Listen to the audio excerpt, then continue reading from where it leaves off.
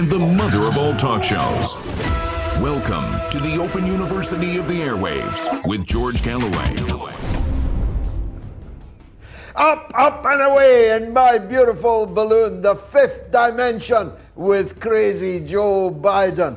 And 20 years ago today, Sergeant Pepper's taught the band to play all right, but ColinPowell taught the rest of us how to lie, and lie big in front of every camera in the entire world.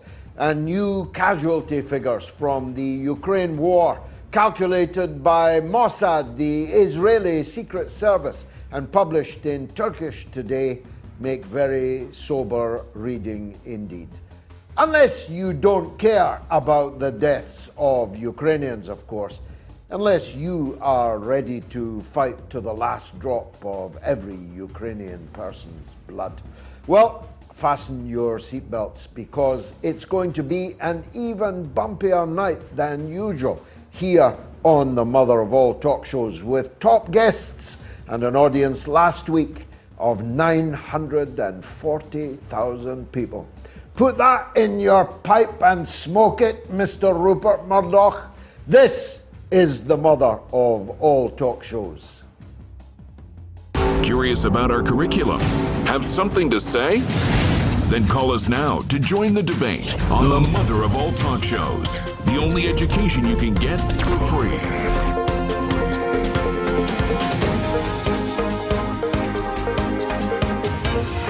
George Galloway. The mother of all talk shows.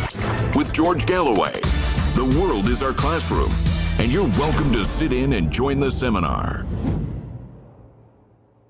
Would you like to fly in my beautiful balloon? Wasn't that a beautiful graphic? Well done to the clever people I work with. But I've been transfixed between laughter and tears as a giant barrage balloon, a weather balloon, sailed across the entire continental North America, across all of Canada, across all of the United States, with nobody knowing how to bring it down.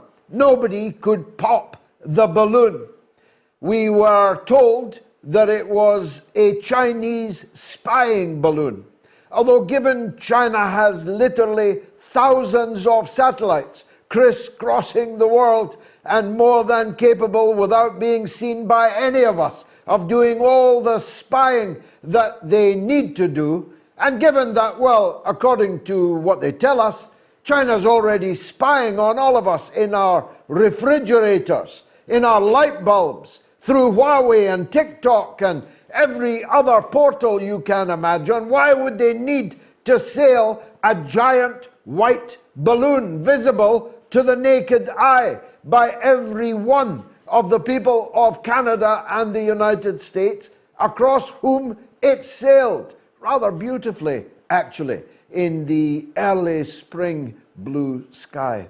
What's it all about, Alfie, as Michael Caine famously said? Well, the truth is, we still don't know. And the fact that we don't know probably means that it was all an expensive hoax. Joe Biden went on national television to commend the Top Gun for bursting a big, giant balloon. After several unsuccessful attempts, I may add, though he didn't, he hailed this great feat of the Air Force in bringing down this dangerous balloon. But if it was dangerous, why was it still sailing over the United States days after the danger of it was first alerted by, amongst others, Joe Biden? He said they were going to bring it down, and they did. 3 whole days and nights after he said they were going to bring it down. So was it a clear and present danger to the safety of the Republic? Or was it a weather balloon that was blown off course? Was it even Chinese? There are reports today, and I pray to God that they are true, that it was a Canadian balloon which drifted off course into the United States of America because of highly unusual wind patterns. I don't know, but then neither do you. And the fact that you don't know, as I said, means it's entirely likely that the whole thing was a hoax, because having brought it down, they are now, one presumes, unless they really are a banana republic, in possession of its remains.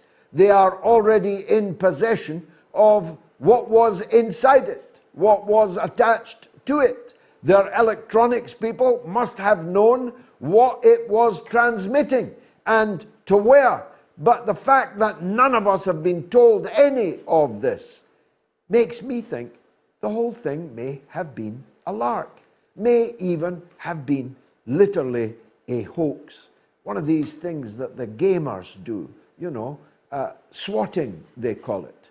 Bringing in this case, the United States Air Force to bring down this barrage balloon. Mind you, the United States has absolutely no history of lying in the public arena.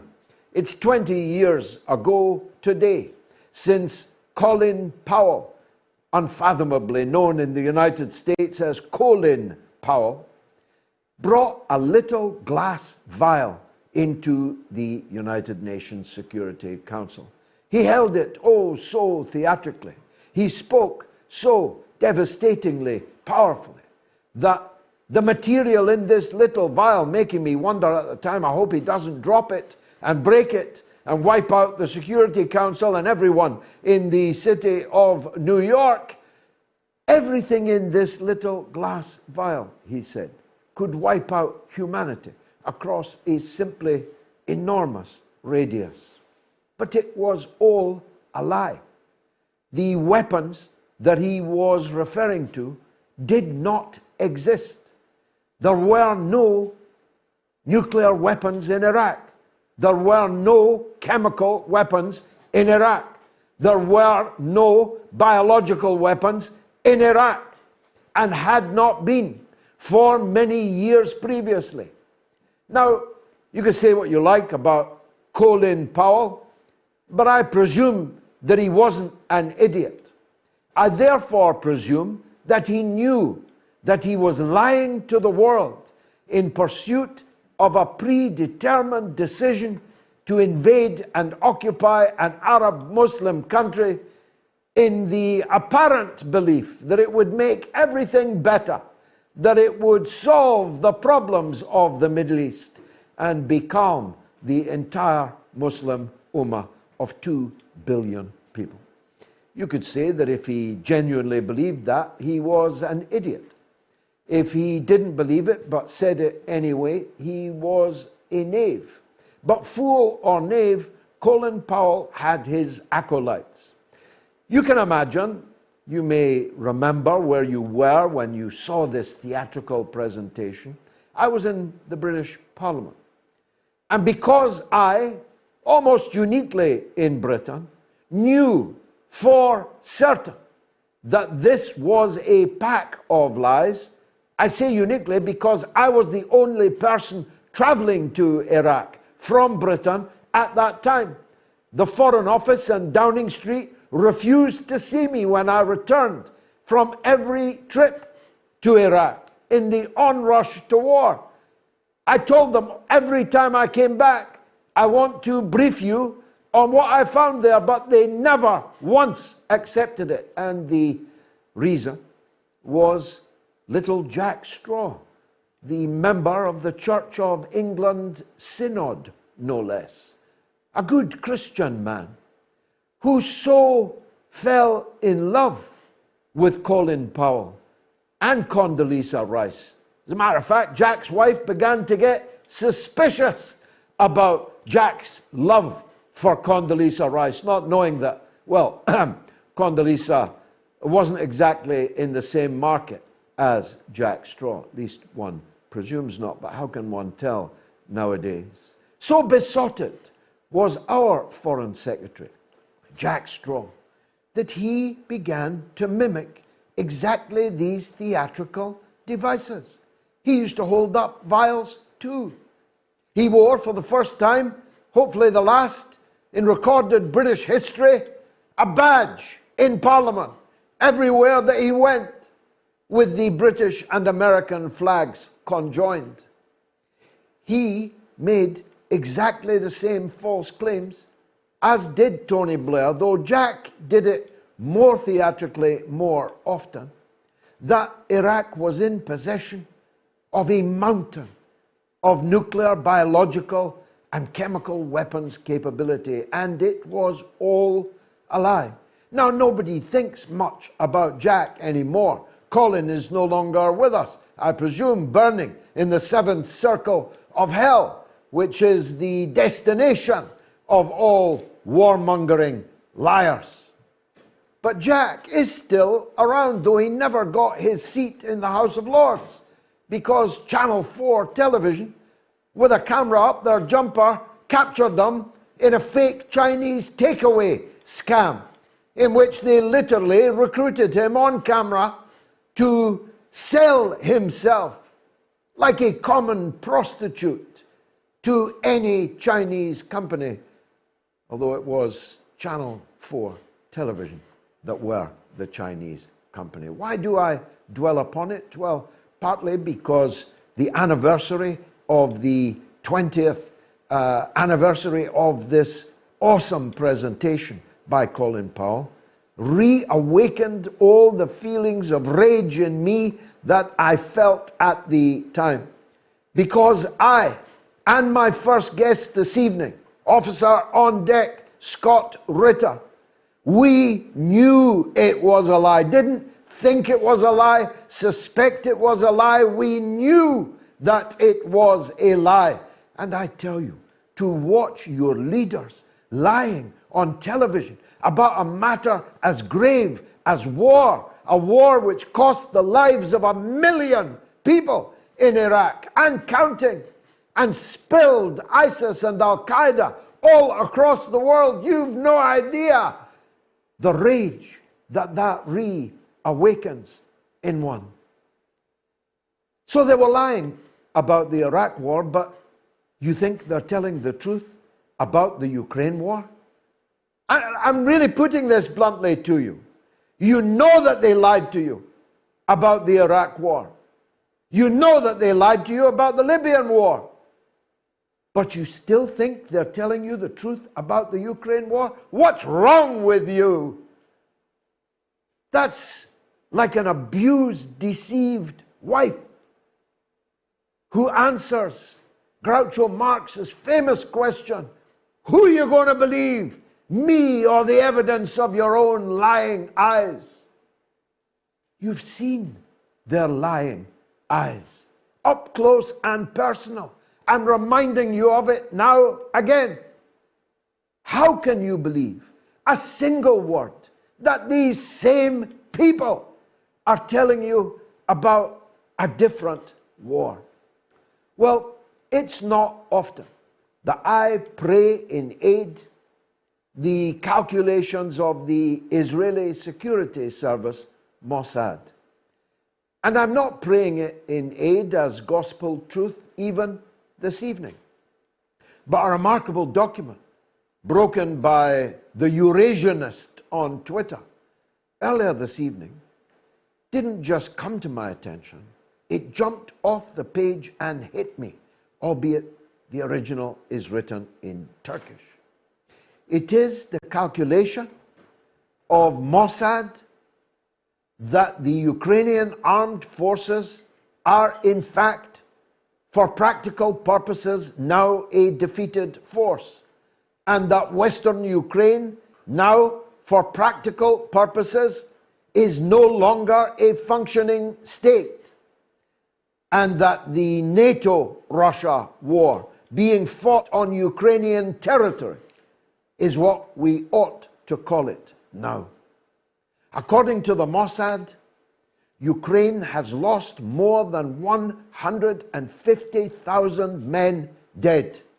According to the Mossad, Ukraine has lost 257,000 men wounded. According to the Mossad, More than 50 British and Americans have been killed in the bunkers with the Azov and the Kraken battalions, and more than 5,000 foreign fighters have been killed in the fighting. And the inference of the Mossad report clearly is that when Bakhmut falls, as fall it will, if it is not evacuated by the gnomic Zelensky, that will, militarily speaking, be the end for the Western Ukrainian armed forces. Now, this is significant coming from Mossad for a number of reasons. First of all, love them or hate them, you'd have to concede they're a pretty sharp outfit and operation. But secondly, more importantly than that, Israel has just made a sharp turn in favor of Zelensky. Many people, like our good friend Gideon Levy, the preeminent Israeli journalist, thought that Netanyahu being back would tilt Israeli policy towards Moscow, but the opposite has happened. Netanyahu gave an interview this week in which he claimed that he was already helping Ukraine in all kinds of ways that he wasn't prepared to talk about. He shrugged when asked if he was prepared to be a mediator between these two countries, with both of which Israel maintains close, if complicated, relations. There are hundreds of thousands of Ukrainians in Israel. There are millions of Russians in Israel. There are millions of Israelis coming and going on a daily basis into both Russia and Ukraine. You might have thought, therefore, that he was a standout pick for a mediator, but he showed no enthusiasm for being so, and the reason is clear. That Joe Biden, and the NATO leadership have made the decision that they have no wish for a mediator. That notwithstanding what happens to how many Ukrainians, they are not prepared to allow this war to come to a negotiated end. So Netanyahu is the prime minister, but his security service has effectively stated today that Ukraine is a defeated military force and de facto no longer exists as an independent country. We'll be talking to both Garland Nixon and to the aforementioned officer Scott Ritter about both the balloon and the Ukraine. But I want to close with the subject we'll be discussing with our third guest this evening, an up-and-coming star, I promise you, Jamie Wright. We'll be talking about what this balloon means for China. You know, Karl Marx said, "A cloud no bigger than a man's hand can be a harbinger of great storms to come." Is that balloon, that cloud, a harbinger of a great storm to come between the United States and China? You'll find out if you stay tuned for the next 2 hours with me and the mother of all talk shows.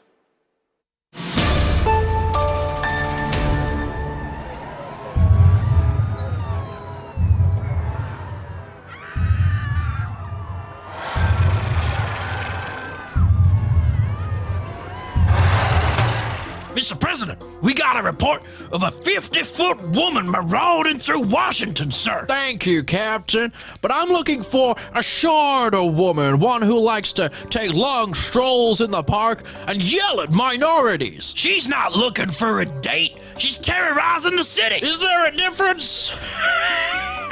A little levity. Call in the military. We are the military, sir. Boy, we got here fast. We better do something, right? Shall I scramble the jets, Mr. President? No thanks. I'll just take a muffin and some coffee.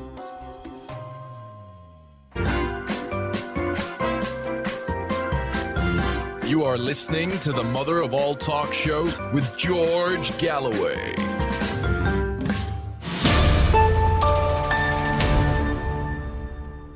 Here are the numbers if you want to call me. It's 08081965522. If you're in the UK or Ireland, that's 08081965522. It's entirely free of charge. If you're in the US or Canada, it's +1 844 944 3344. Again, toll free. That's +1 844 944 3344. And if you're, I don't know, flying high in a beautiful balloon, it's 44203 966 2625. That's +44 203 966 2625 if you are elsewhere in the world. We're running a poll. Was the Chinese balloon spying? A, yes. B, no. You can vote on my Twitter feed, on my YouTube channel. Please subscribe to my YouTube channel if you have not already done so. I'm closing in on 250,000 subscribers, and I'm determined to get there as soon as possible. And if you're on the YouTube, don't forget the super chat mechanism by which you can donate. You can also vote on my Telegram channel, where the most perspicacious of voters are normally to be found. We'll see if that's true also tonight. The Telegram address is t.me/George Galloway. And on the YouTube community poll, what I call my base, the masses, where 7,800 people have already voted, and the show has just begun. So you can vote on all of these portals. I have known Scott Ritter for more than 20 years, getting on for a quarter of a century, in fact. I consider him an expert, not just on war and disarmament, but increasingly on international politics, steeped in all of these conflicts that he and I and most of you have had to live through. He now understands what's what and who's who with almost uncanny accuracy. So accurate that he keeps getting banned from one platform or another. But public demand keeps bringing him back. I'm glad to say he'll be speaking at the Rage Against the War Machine rally at the Lincoln Memorial in Washington, D.C. shortly. We'll talk to him also about that. He is the one and only officer on deck, Scott Ritter. Welcome back to the mother of all talk shows. Let me ask you, first off, if I may, about this Mossad report. The numbers that are given are uncannily close to numbers that you yourself have predicted, including on this show.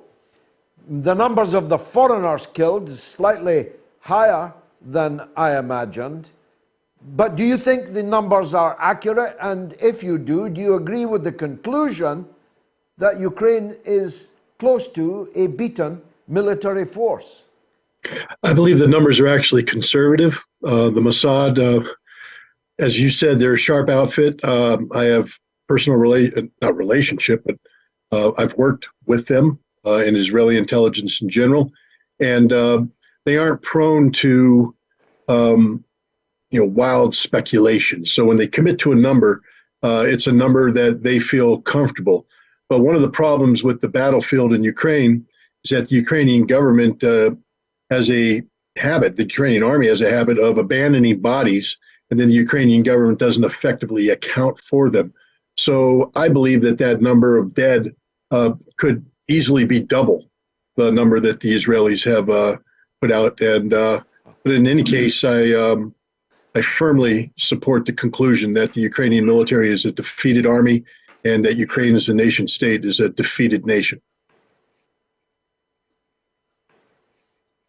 What does that mean then in practice, Scott? Does it mean that after the fall of Bakhmut, which I think we can confidently say will be?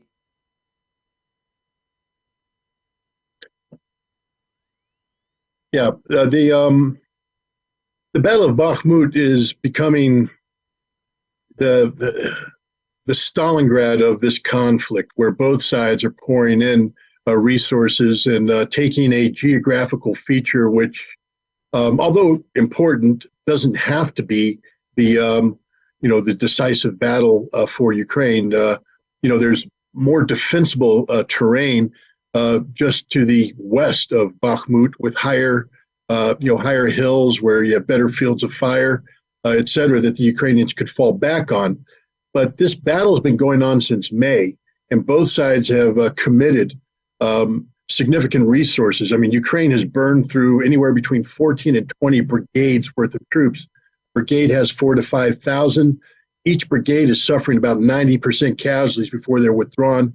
You do the math. This has been a horrific fight for the Ukrainians, and there's a lot of political issues attached to this battle. So to lose this battle will be devastating from a morale standpoint for the Ukrainians, in addition to being a significant military defeat, one which they simply cannot bounce back from. Just to give you an example, again, General Zaluzhny, the commander of the Ukrainian armed forces, has been pressuring the West to provide him with 6 brigades worth of material. So he believes that 6 brigades could have an impact on the battlefield.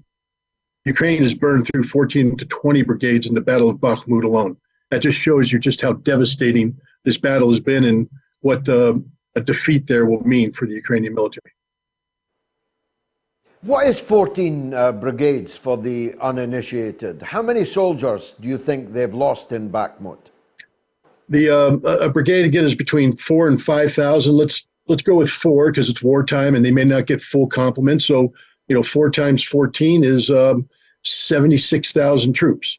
That's Marine math. I could be off here. I don't have my calculator, but 76,000. Then we take 90% casualties of that. And, we're basically talking around 68,000 casualties. Generally speaking, given what's going on in Ukraine, you're looking at about a 50-50 split. So that's 30,000 dead, 30,000 wounded.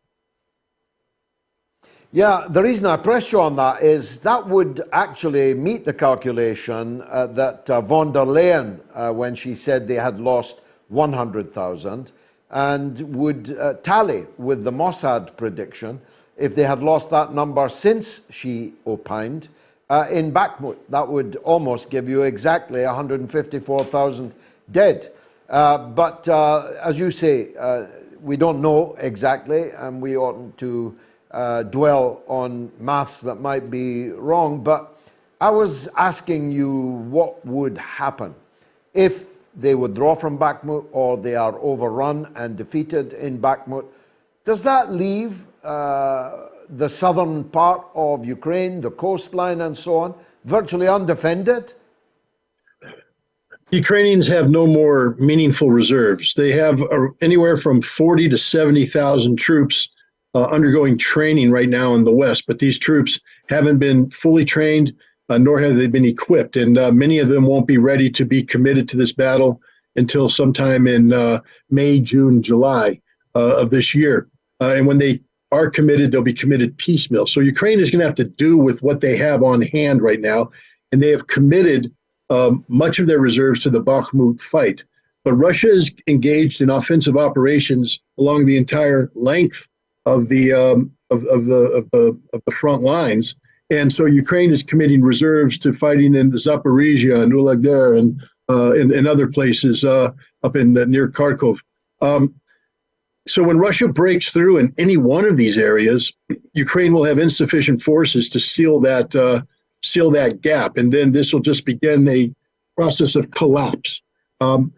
It's not that Ukraine won't have any defenders. They still have 200,000 men, but they'll be spread along a line so thinly that there's no way they can effectively defend against the mass of forces that Russia will be able to apply to the military problem. So it is literally game, set, match. There's no hope for Ukraine.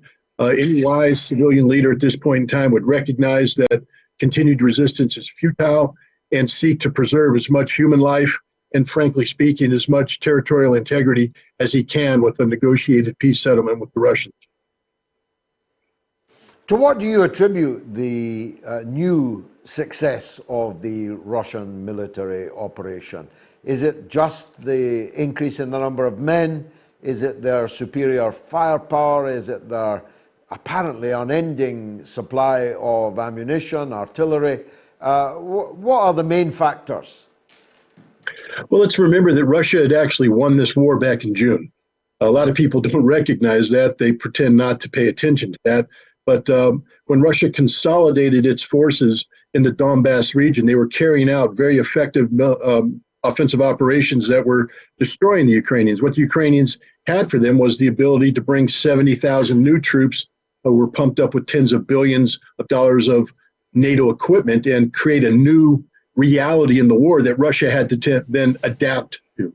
And Russia has adapted to that. And so we're now in a phase where Russia has brought to bear overwhelming military force. Russia has always had a highly trained military. It's still the case. They now just have more of them dedicated. Russia's always had very good equipment. That's still the case. They just have more of it. And as you alluded to, Russia has nearly an endless supply of ammunition. And when you have a 10-to-1 artillery advantage, that's really all you need. And the Ukrainians this time simply don't have anything to match that. And that's where we're at today. I use basic military math I call burn rate versus replenishment rate. And right now the Ukrainians are burning through resources and they have a very low replenishment rate. The Russians, on the other hand, aren't burning through resources and they have a massive replenishment rate. And logic tells you that the Russian equation is going to beat the Ukrainian equation every day of the week. According to the Daily Mail in Britain today, the British Army would run out of ammunition in one single day if Britain was at war with Russia, which makes the belligerence of the British leadership all the more extraordinary. I'm debating at the Oxford Union next week, I think, with the Defence Secretary, Ben Wallace, and the head of the British Army. It's a point I shall be making to them. They better bring their tin hats. But isn't there a gap, a crucial gap, between the rhetoric of America's allies and their actual ability to bring anything to the fight? As I said earlier, General Zaluzhny said he needed 6 brigades to carry out what he deemed to be an effective offensive operation in a very narrow sector of the front. Great Britain today would have trouble mobilizing 2 brigades in its entire military. 2 brigades, its entire military. You could take one of the big soccer stadiums in England, fill it up with the British Army, you'll still have 30,000 empty seats. So it's not that it's just they would run out of ammunition in a day, they would run out of manpower in a week. The British Army would no longer exist 1 week into a war of the intensity that's been going on in Ukraine today. And it's not just the British Army. The German Army can't get out of the barracks. The French Army can't get out of the barracks. NATO can't get out of the barracks. So, the most effective fighting force right now in Europe is the United States Army from the NATO perspective, and we don't have enough of them. I mean, we had 300,000 troops during the Cold War, immediately reinforceable with 250,000. We have now 100,000, and that's pretty much all we can bring to bear to this problem. We don't have any more. And so it reminds me of the Top Gun movie where, the air combat commander turns to Maverick and says, son, your mouth is writing checks your body can't cash. And that's exactly what I'm telling NATO. Your mouths are writing checks your bodies can't cash. You don't have the resources. Moreover, you don't have the military industrial capacity to build the equipment you would need for the resources, and you don't have the manpower. Meanwhile, because of your actions, the Russian military is now expanding to 1.5 million. They have a defense industry that's chugging on all cylinders, using the world's best military equipment. NATO just made the Russian problem even by orders of magnitude more difficult for them, and they don't have a solution. They should shut up about war, start embracing a negotiated peace settlement, seeking a long-term European security framework that has peaceful coexistence as the goal, not this ridiculous dream of somehow Western domination of Russia. Isn't going to happen. All hat and no cattle. The dog that hasn't barked in this conflict is Belarus. We keep hearing that forces are massing in Belarus and so on. Do you expect that front to open at any stage? If the front does open, given the current set of circumstances, it will be only Russian troops that go in, I believe. Belarus's President Lukashenko has been quite consistent that he does not want his troops going to war against Ukraine. But if Ukraine attacks Belarus, or, and this is probably the most likely scenario, Poland seeks to enter Belarus, then Belarus, together with Russia and this very powerful joint group of forces they've built up, will respond decisively. And those are the conditions I think you will see. Again, Belarus has said from day one, their job is to protect Russia from being stabbed in the back by NATO. So while Russia is focused on Ukraine, Belarus's job is to hold Poland and the Baltic states in check. And they've done a very good job of that. And that's their continued mission, but now they have to guard against the potential of a Polish sortie into Western Ukraine. And if the Poles do this, they will be defeated decisively by this joint Belarus-Russian military group. Now, I can't let you go, Scott, not least for nostalgic reasons of when we first started to cross each other's paths and effectively ending in acting in concert, trying to stop the absolute cataclysm and disaster that the Iraq War became. It's 20 years ago today since Colin Powell's famous appearance at the Security Council of the United Nations, holding his little vial of weapons, biological weapons, which he said could wipe out the world or begin the wiping out of the world. I was enraged all over again when I saw the anniversary pictures today. How did you feel about it? And how did you feel at the time when you saw him do it? Well, George, as you said, you and I go back a long way. And I remember when you invited me to march alongside you in London to Hyde Park and speak. And I remember telling you how uncomfortable that made me, how very uncomfortable that made me. But because of the importance of the cause, I put away my personal discomfort and joined you in a noble cause. Yeah. And it's a cause that you and I don't think people understand the sacrifices you made and I made toward trying to stop this war. We were attacked viciously. They came at us from every angle possible. But, you know, the truth will out. We did well, I think, in terms of integrity and message. Yeah. I was in Japan when ColinPowell gave his presentation. I was actually trying to speak to remember, going the extra mile. I was speaking to the Japanese parliament, trying to get them to vote against their willingness to provide support to an invasion of Iraq. And I was speaking for the International Press Club, and we delayed the presentation so I could watch ColinPowell's speech. And what I said at the time, immediately after watching, is that every word he said was a lie. Every single word he said was a lie. And how did I feel? I had the highest respect for ColinPowell before that. I mean, I've known him for a long time. He's backed me up many times during the war, during my inspection regime, etc. And to watch him debase himself like that for a cause that he knew was wrong was just, it sickened me to see the Secretary of State of the United States lie before the international community. And I will tell this today. I had hoped prior to that my government could maintain a modicum of integrity and honor and dignity.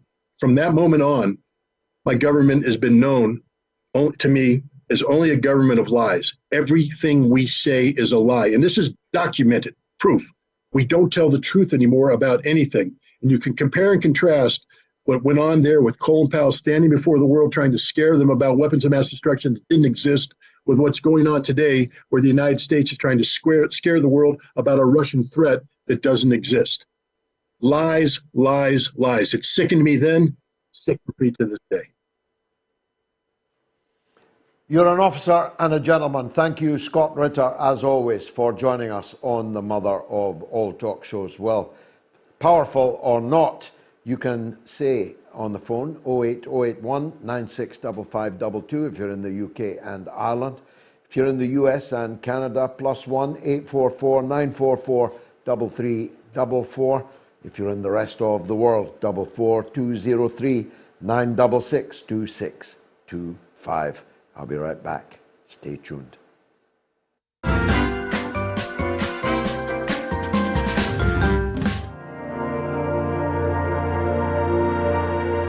As the green smoke rose, their faces flashed out pallid green and faded again as it vanished.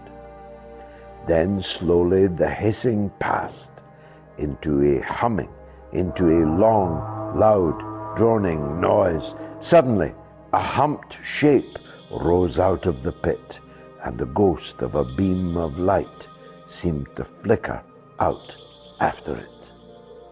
Forthwith, flashes of actual flame, a bright glare leaping from one to another, sprang from the scattered group of men. It was as if some invisible jet impinged upon them and flashed into white flame. It was as if each man were suddenly and momentarily turned to fire.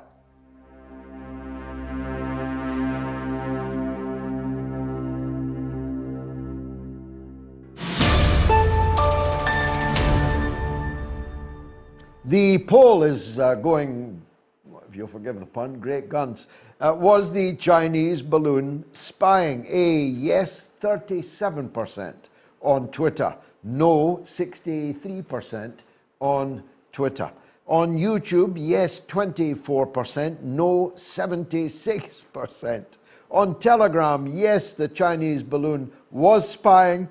19%. No, 81%. And on the community channel, yes, 27, no, 73.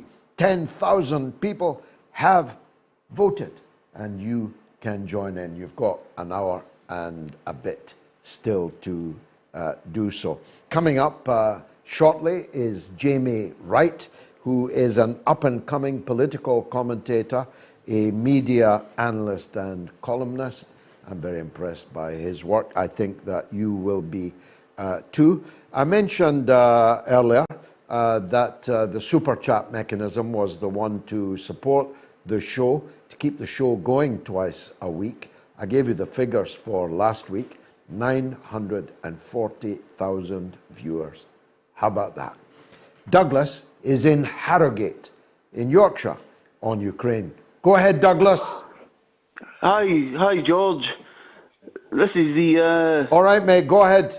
This is the first time I've spoke to you. I must say that in the past year and a half, I must say that I really appreciate everything that you've been sharing with us. I hope you're well and your family too. By the grace of God, yes. That's not a Harrogate accent. Where are you from originally? No, I come from Ayrshire in Scotland. Okay. Okay, good man. What, Tell me, what would you like to say? What I say is, you know, I honestly believe this Zelensky is a bit of a clown. He's been parading about on all the... he's been parading about in all these movie awards and all the rest of it. And I must say, I think that the war might be different if it wasn't him that was actually the leader, if it was somebody else in charge of Ukraine. What I want to ask you is, what's your opinion on that? If you think if Ukraine had a different president, what do you think? Well, thanks for that, Douglas. I appreciate it. I'm certain that he will not be the president for very much longer. My guess is that the head of the military will be the ultimate leader of Western Ukraine.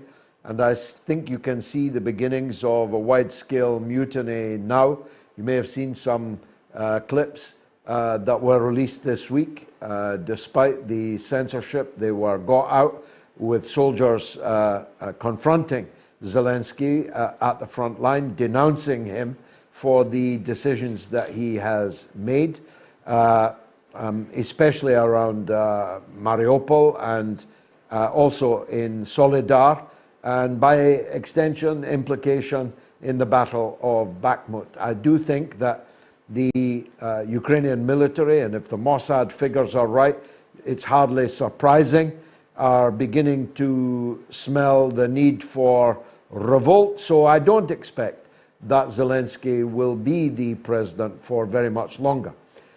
But I think the main thing that has been missed in all of this is that Zelensky ran for office on a promise, on an election pledge to make peace with Russia. Zelensky was either a liar on a Everestian scale, or he genuinely wanted to make peace with Russia, but was precluded from doing so, was blocked from doing so, either by other political forces in Ukraine or perhaps even more significantly political forces outside Ukraine. But his election platform, on which he won the election unexpectedly, I should remind you, was that he would implement the Minsk agreements, that he would reset relations with Russia.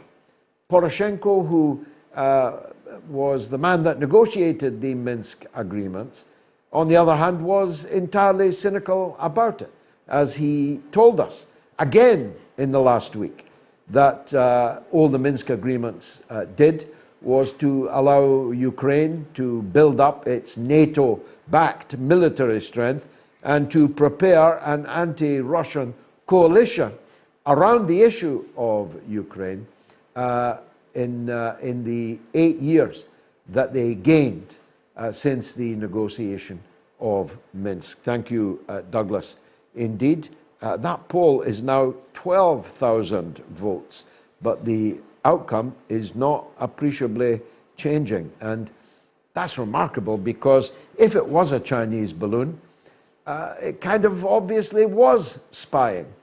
But our governments have now reached the current nadir in their own public opinion that nobody believes them, even if they're telling the truth. It might not have been a Chinese balloon.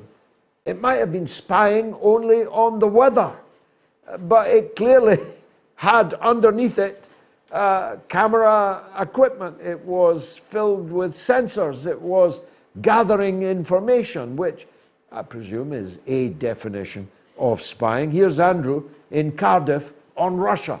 Go ahead, Andrew. Hi, George. Glad to talk to you. My question is, like, during this time of terrible war between NATO, USA, Russia, the thing I worry about most is the possibility of a miscalculation that will lead us to some kind of maybe nuclear war. What's your thoughts on that? Well, it's a very grave danger. The United States now has hundreds of nuclear weapons in Europe. I don't know if you're old enough to remember how hundreds of thousands of us marched in the streets in the 1980s about the possibility of dozens or scores of nuclear weapons. Now we have hundreds of nuclear weapons, and of a new generation also, with much more powerful and deadly nuclear weapons are now seeded plentifully across the European continent. So look at the chances for mishaps. Look at the possibility of miscalculation. What if what if a rogue launches one of these weapons? Is today's equivalent of ColinPowell, Antony Blinken, going to phone the Russians and say, we didn't mean that nuclear attack that just devastated one of your major cities? And do you think Russia will accept that? The possibility for miscalculation is simply enormous, and vice versa on the other side. There are thousands of nuclear weapons in the Russian armory, and they too are operated by human beings and computers, both of which can malfunction at any time. Or merely not a malfunction, but a misunderstanding about the ultimate intentions of the other party. Maybe the Russians will think that this or that movement is a precursor to that or this movement, and we have to counter it preemptively. Maybe on the other side, the same thing will happen. The possibility of tumbling into a conflagration from which likely none of us at all will emerge is simply enormous. Last word to you, Andrew. well, the neocons have got a lot to answer for. That's my last word, really. Okay, many thanks. I appreciate it. Well, was the Chinese balloon spying? Yes, 36, no 64 on Twitter. On YouTube, yes, 24, no 76. On Telegram, yes, 19, no 81. And on the YouTube community poll, yes, 27, no 73. If you're on the YouTube, please donate to keep the 2 shows a week going, but perhaps as significantly, to allow us to launch a 3rd show called MOATS America on a Friday night late, as soon as we possibly can. Nobody could doubt, I think, that there's a clear and pressing need for that. And if you agree, please help make it possible. My good friend in the United States, Albert Sontag, one of the most generous and regular of our donors, gives another $20. Thank you so much, Albert. It means so much. Another regular and generous donor, Mr. Lover, gives £5. And Cooler King 74 gives $2 and says, "Hi from the coal mines of Kentucky." God bless you. Well, speaking as an honorary member of the National Union of Mine Workers from the year of our Lord 1982, I say right back at you. Another good and generous friend, Daniela Modus Kota, who also supports me on Patreon, gives £4.49. Thank you. Gerard White gives £20. Round and round the rugged red race car went, rapidly rolling on its round rubber tires. Round and round the rough and rocky racetrack, George. I relish listening to you roll your R's. Keep on rolling. Regards, Gerard. Thanks, Gerard. I knew what you were up to, but I like doing it also.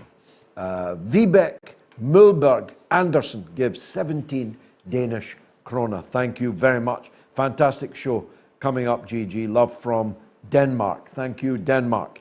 Ivor Mainland gives £2. Ivor, thanks. Abby Chappie gives £10. Thank you very much. Sailing Prepper Dark Secrets gives $2. 99 red balloons. China thinks of you and lets it go. Give me your puns on the balloon story, by all means. I'm so old I thought of the 5th dimension, but 99 red balloons is rather more up to date. Let's go back to the lines. Martin in Hastings on the Iraq War. Go ahead, Martin. Yes, hello, George. Thanks for taking my call.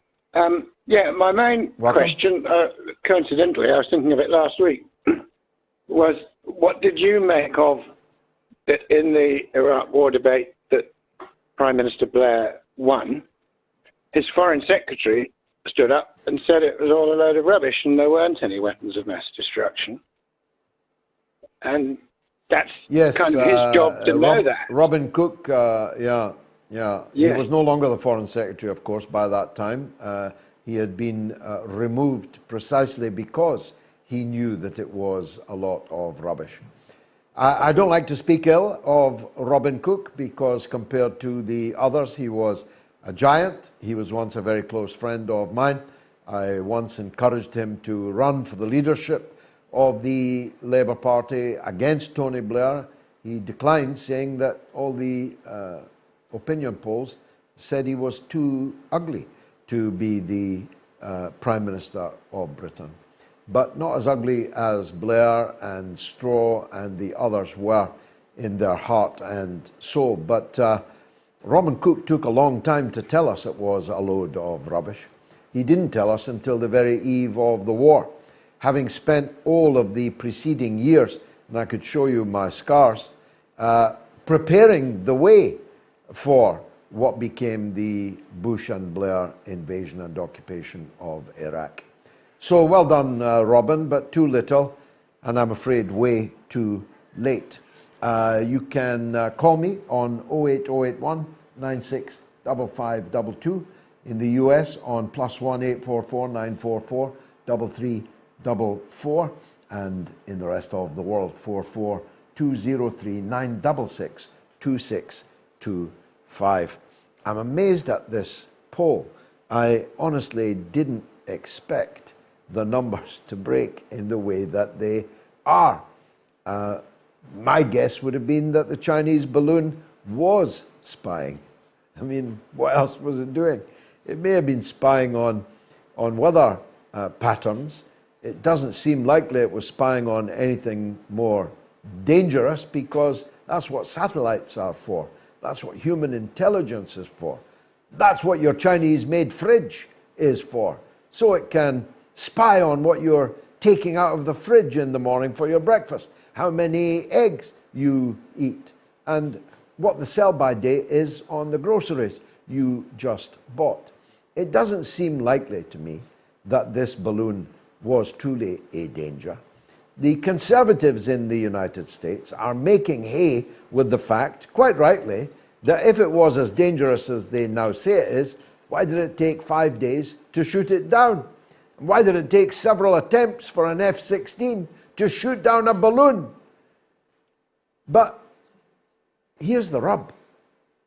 A balloon almost exactly the same as this one over Montana crossed the United States 3 times during the presidency of Donald J. Trump.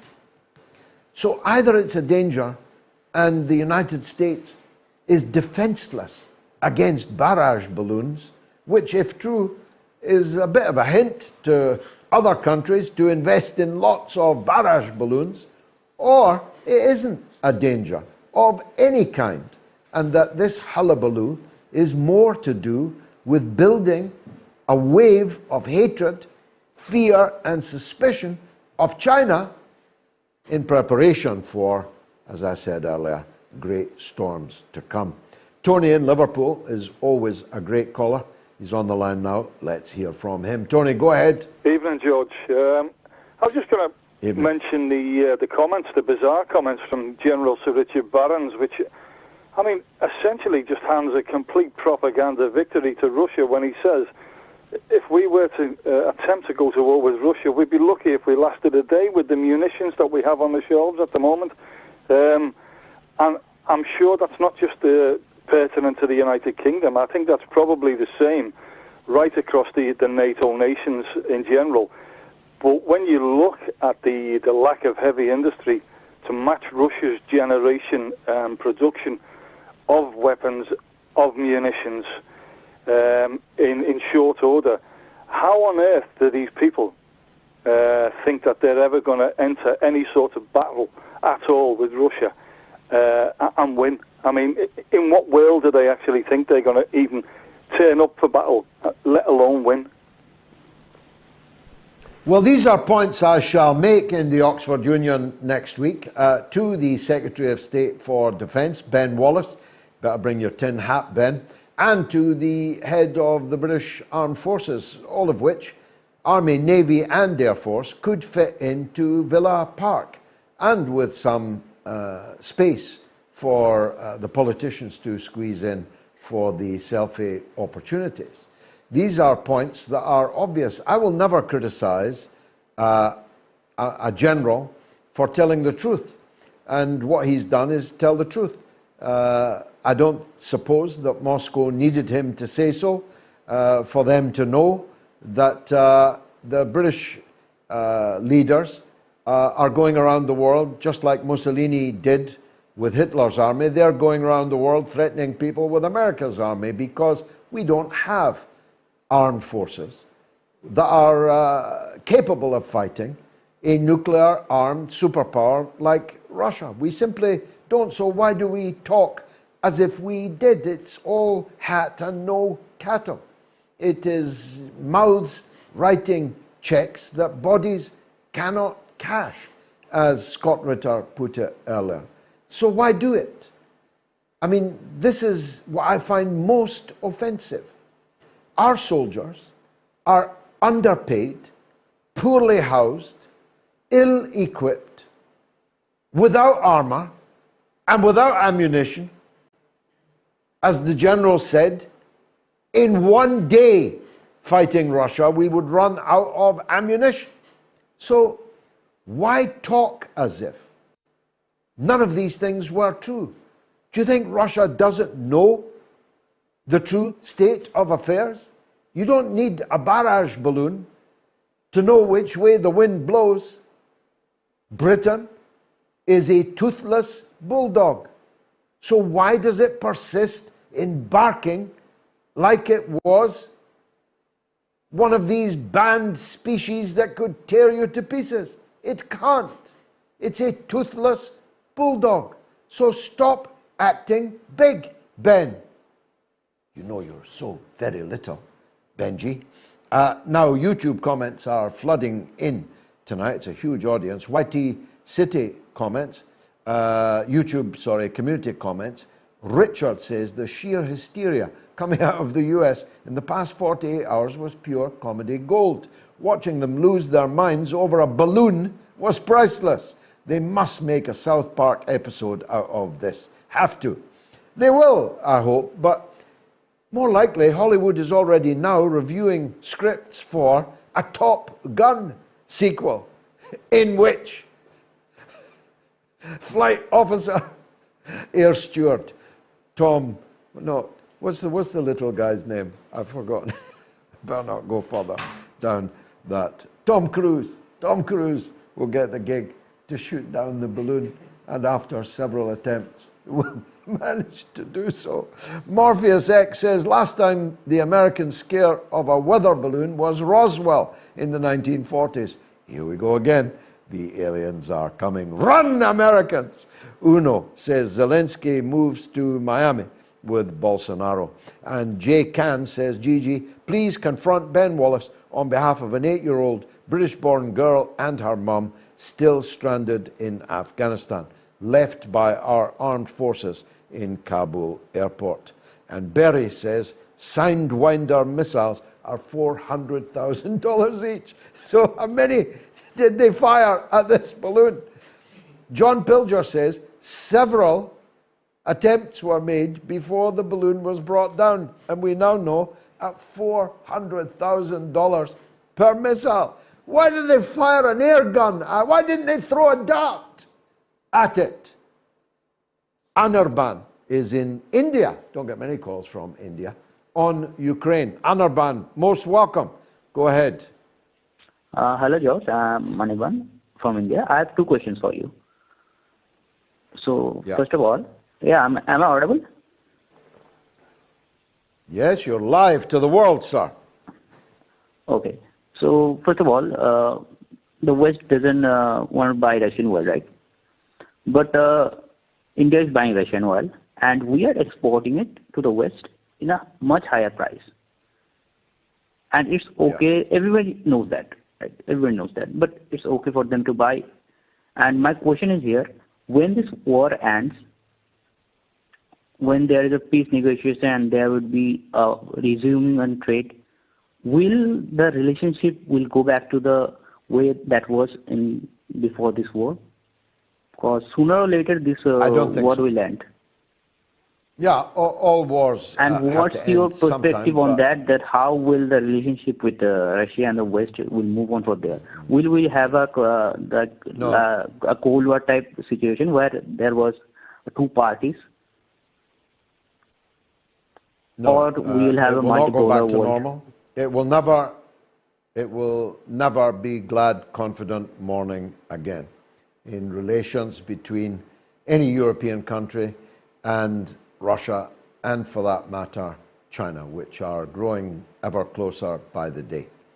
The world has now shifted on its axis. The tectonic plates have well and truly shifted, and they are settling in their new positions, and they will not go back to the status quo ante. So India will go on making a bonanza, selling Russian oil as Indian oil, even though India brought it from Russia and is now selling it at a premium. That's how stupid the whole thing is.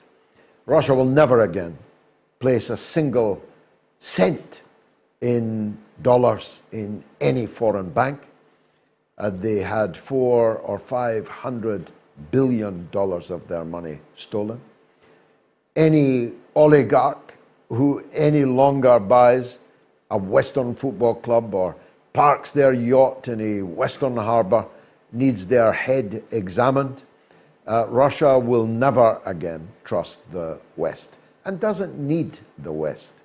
We, on the other hand, need Russia because Russia's economy is built on real things. Real things. We in the West, if I'm a lawyer and I write a letter to you as a lawyer, the cost of that letter is included in our GDP. That's called an economic activity. Me consulting you on a legal matter. A prostitute sleeping with a client in Soho is counted in our GDP. A drug dealer in Toxteth selling crack to a crackhead is counted in our GDP. That's how different our economy is to theirs. Their economy is taking things out of the ground that the rest of the world desperately needs. Oil, gas, coal, steel, magnesium, all these rare earth materials, gold, silver, real things that the real world needs and uses. That's what the Russian economy is built on. They have things that we need. They no longer need our custom and will never seek it again. I'm supposed to have been on a break 6 or 7 minutes ago. Jamie Wright has been experiencing technical problems. Joining us from Beijing, we'll try to get him another day. But coming up after this short break, who'll tell us all about that red balloon, or white red balloon. It's Garland Nixon. He's coming up now. Stay tuned.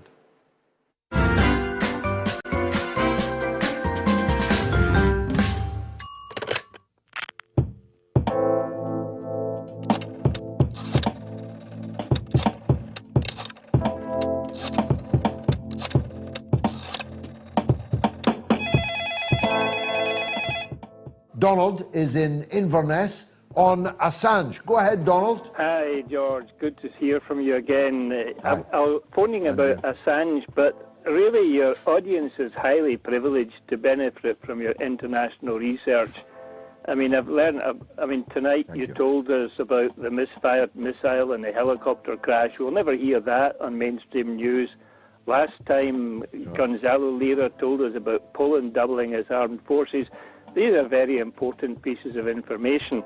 Now, information is one thing, but what I want to do, George, is I want to raise the topic of conscience. But I want to illustrate it with an incident that I saw in a documentary in World War II. A U.S. soldier called Glenn Fraser had a Japanese officer's sword at his head, ready to chop it off to make him an example to others. And he was told that he would die for having his hands in his pockets in the cold weather. And did he have any last words to say? So this Fraser looked the fellow, this is the Japanese officer, looked him in the eye. And he told the Japanese officer that he could kill him. But he says, you cannot kill my spirit. He says, and my spirit will lodge in your body and haunt you until the day you die. Very powerful, Donald. I too, like you, believe in the judgment day. I believe in the afterlife. I believe that we will reap what we sow. And I agree entirely with the point you make about conscience. I put it this way, that my conscience is my daily communion with God. And if I follow my conscience, I won't do wrong. And if we all reawaken our conscience, as you beautifully put it, then we will have no need for policing. We'll certainly have less need for policing. And heaven knows we could do with that. You know that they speak the best English in the world in Inverness, and Donald is a good example of it.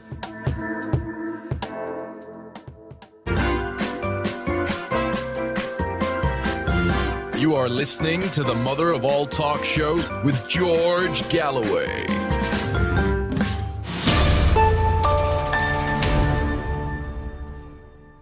Well, as you just heard from one of our correspondents, there is absolute hysteria in the United States about what may well turn out to be a weather balloon. And I pray to God it turns out even to be a Canadian weather balloon.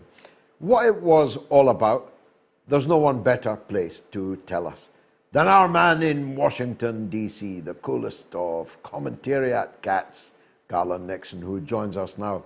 Garland, it's quite a to-do about a weather balloon, isn't it? Well, you know, George, if you look at the circumstances in totality,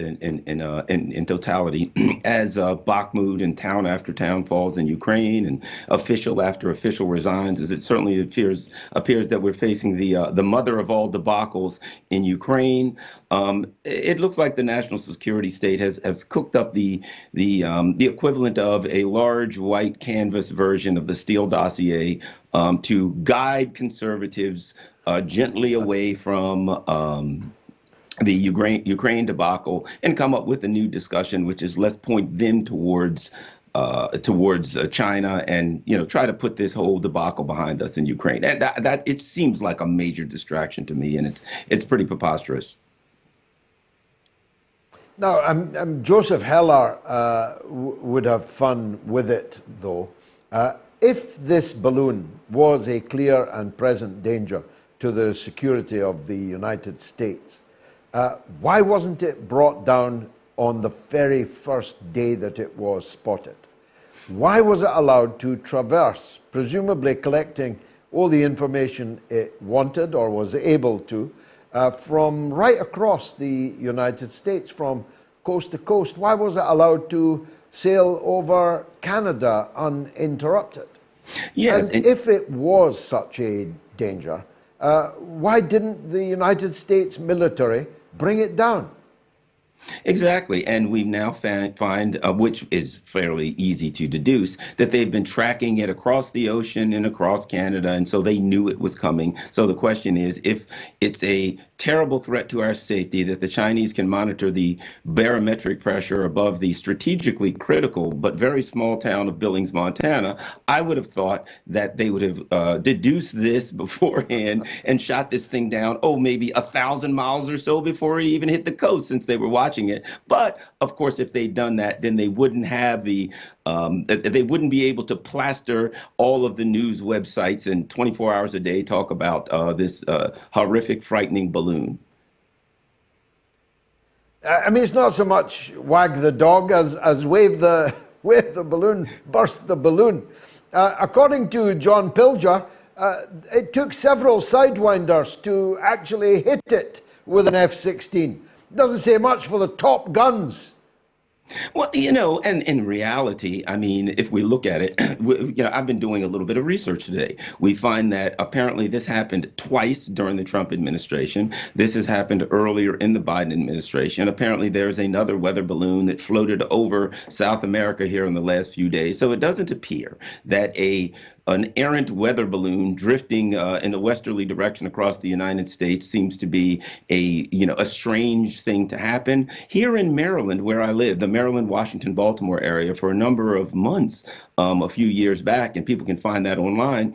As you drove across the bay, you'd look up in the sky and see this big white blimp thing, and it was a Pentagon balloon that apparently was, being tested. So the idea of balloons floating around is not really that odd. It just appears that this particular instance of a balloon floating across the United States is opportunistic. Otherwise, I mean, if you think about it right now, the fall of Bakhmut, of Soledar, the Ukraine project is collapsing all around itself. In fact, if they weren't covering the balloon, there may be those who may wonder why they're not covering the massive protest in the Ukraine and France. So it seems to me a big part of Balloongate, as it were, is to distract us from the many problems that the neocons have brought forth, and they're all coming together at one time. So they're going to refocus and say, okay, we're done with all of these disasters. Let's try to start a bigger disaster in the Pacific. Well, you don't need to be a weatherman to know which way the wind blows, as Bob almost put it. And the wind is blowing ill through the Straits of Taiwan and the South China Sea and in the Pacific. This presumably is, as I mentioned earlier, a harbinger of a great storm to come with China once they get their backside kicked in Ukraine. Where else to go for another war but China? That's what it's all about, isn't it? Certainly, I think we keep an eye on Iran and China. The neocons are up to, in North Korea, you know, they're up to miscreant activity all over the globe. But there are a number of problems because they're not people aren't taking into account what the fallout, and I'm reticent to use that word, but we'll use it metaphorically, what the political fallout, the economic fallout will be from we'll call it the mother of all debacles in Ukraine. Certainly there will be political fallout in Europe. Their economies are crashing. The U.S. economy can't be far behind. So to have a disaster of this magnitude, they're going to have to regroup from that disaster in order to then focus their ire towards the Pacific. And I don't think the regrouping is going to be easy as they would like it to be. I think the neocons and a lot of people in the U.S. press think that they can just walk up to Russia on any given Tuesday and say, okay, we've gone on far enough with this. We're going to present some options for you to choose, and then we can go on about our way. And I think the Russians are going to be in a position where they can impose the outcome on not only Ukraine, but on the issue of NATO expansion in their region. I think that the Europeans are going to be hard pressed to try to hold on to this idea that they can surround Russia with military hardware, which, might I add, is rapidly running out as they throw it into the giant Russian trash compactor in Ukraine. So it's not going to be as easy to disentangle from this debacle as they would like it to believe. They would like us to believe, so they can move on to a far larger debacle. Yeah, if they know they're losing, Russia surely knows they're winning. So the cost of any settlement has risen exponentially from what it would have been the day before the 25th of February last year. And it seems to me that the price that will have to be paid is now no longer restricted to Ukraine. I think the promise made to Gorbachev by George Bush Sr. Is back on the table. The promise that NATO would not expand 1 inch to the east of Germany is now back on the agenda, and the Russians will not be satisfied until at least new security arrangements are made east of Germany which satisfy them, and which Putin called for as long ago as the Munich conference in 2008. He laid out there the red lines, laid out there the ways in which a security architecture which served the needs of both sides in the eastern part of Europe could easily have been agreed. But hubris, drunk on power at the end of the Cold War, the NATO, West, United States, call it what you will, was not able or willing to agree to that. Let's turn to the political front, Garland. I know there's a certain element of repetition in my next question to you, but is Joe Biden all there? Does he really know? Did he see this balloon?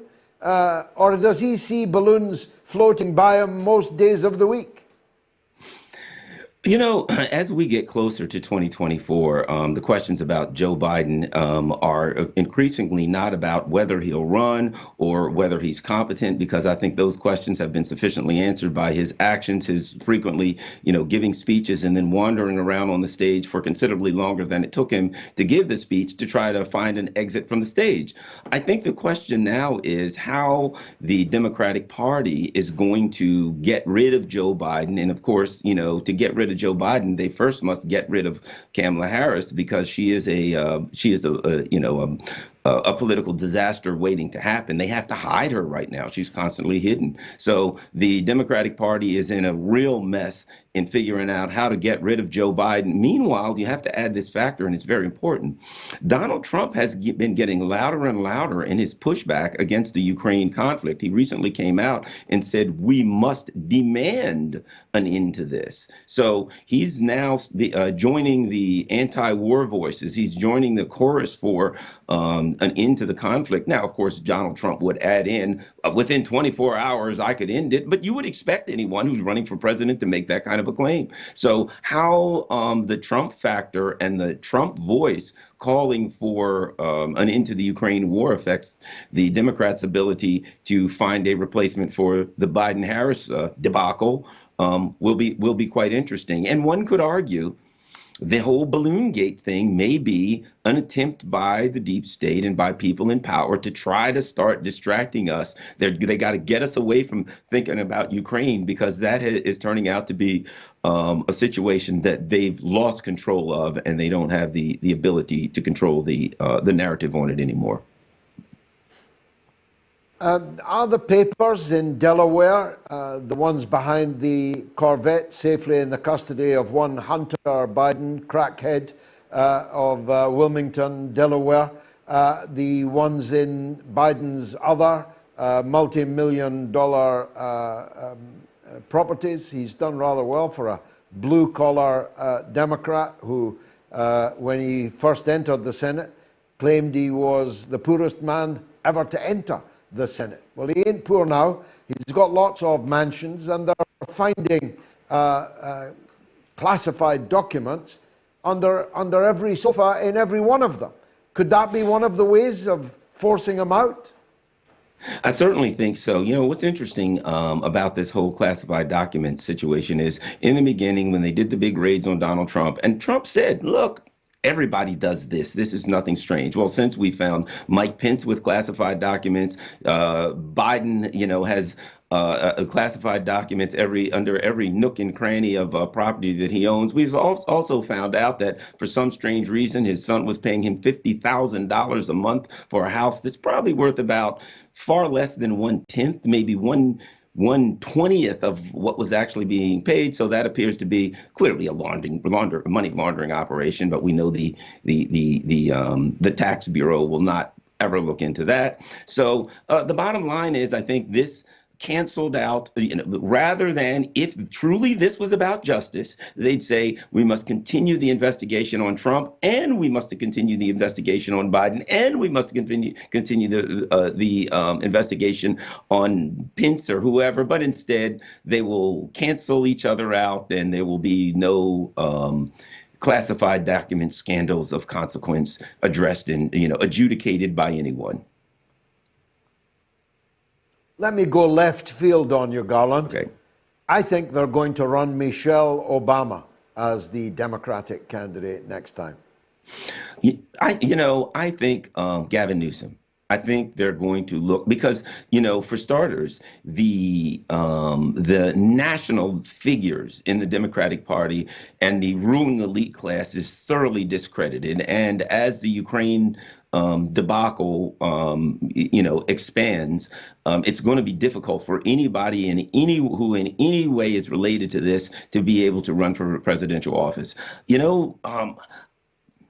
Michelle Obama doesn't have enough background. I don't know that the deep state would trust her that she may make some decisions that they're not happy with. My thoughts are they're looking at Gavin Newsom out in California. They know he will go along with the game plan, and that they look for someone from the state, like maybe the governor of Michigan, I believe, Whitmer. Those are the two names that I'm hearing floated around Washington, D.C. on K Street quite frequently. And it will be them against Trump or DeSantis. What's your take on that? I personally think it will be Trump. I don't know that DeSantis will run against Trump, but it would be Trump because Trump has a large contingent of voters who are very solid. I also believe that Donald Trump is doing something that's really strategically brilliant right now. He recognizes that the Ukraine conflict is getting less popular and that as it falls apart, it will be recognized as a debacle of as I keep calling it, the mother of all debacles. And I think he realizes that once he gets out in front of it, he'll be able to say, I tried to tell everyone, but they wouldn't listen to me. They should listen to Trump. And I think Donald Trump may look at the Ukraine debacle as his ticket to the White House. And it will be hard for Democrats that, uniformly supported this mess to get over that hump. So, yeah, I think Donald Trump, and add this, the mainstream Republican Party was on board with this. Donald Trump is going to look like the prophet who told everyone what was coming. Once again, if only they'd have listened to Trump. So I think the situation is setting up for Donald Trump to once again to be in a strong position to win the White House in 2024. Here's a question, Garland, just before I let you go, from Ian in Cardiff. Do you know what's going on with the American tanks and other equipment coming in from the Taliban to Russia? This is the vast, vast military camp which Joe Biden left when he stole like a thief in the night from Afghanistan. Apparently the Taliban done a big parade of all this military equipment and then shipped it to Russia. What a movie that would make. Well, what we're looking at now with the tanks, it's interesting because if you read, once again, if you go to the mainstream media and you see these articles on the tanks going to Russia, but if you read down the articles, what you find is that these are basically orders for tanks. Even lately, they said they're going to provide long-range missiles to attack Russia for Ukraine. But if you read the articles, you find that there are orders that are being sent to the defense contractors for tanks or whatever the case may be, and that there are also other countries that are in line in front of Ukraine. So what we basically have is a public relations push to use the term tanks, and as long as you only read the headlines, then you'll believe that there are sometime soon there's tanks heading towards Russia and long-term missiles and things of that nature. But if you read the articles, you'll find that these things are being ordered from the military-industrial complex. And the comparison to Afghanistan that I use is Afghanistan was an ATM. It was an automatic teller machine for money laundering for the ruling elite, and now Ukraine is, in fact, the new ATM for the ruling elite. And that's the story on these tanks. And even if they sent them, they wouldn't do them any good. But apparently, the timing on the tanks is to ensure that the conflict is over long before these tanks are even they start welding them on the assembly lines. You're a star, Garland Nixon. Thanks for joining us, as always. The poll has now 13,713 votes, but the result is not good for the United States. Very good for China, I must say. Even if it is a Chinese balloon, the vast majority, like 3/4 of you, don't believe that it was spying. Maybe it was just out on a day out. Let me take a quick break, and then it's calls to the end of the show, starting with Ian in Hounslow and Cassin in Spain. Stay tuned.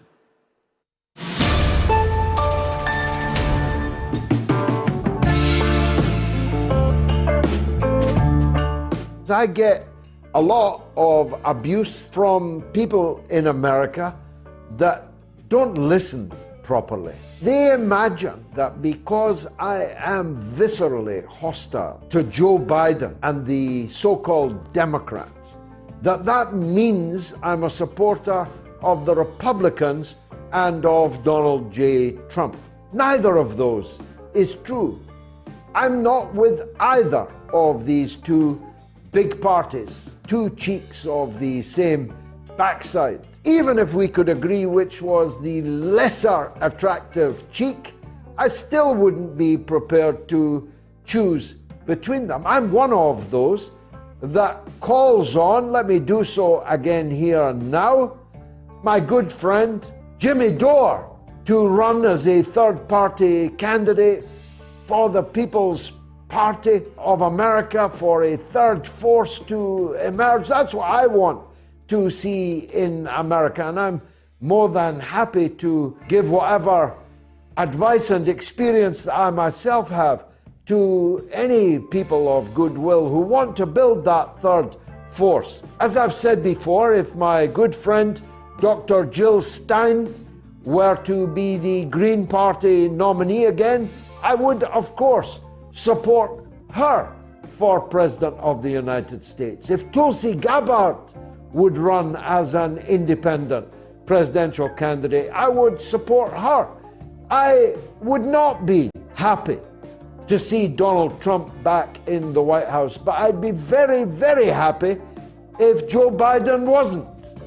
I'd be very, very happy if Kamala Harris wasn't, even if that meant that Donald Trump would have another term as President of the United States. You see my point? I regard the US Democrats as the greatest threat to peace on the planet.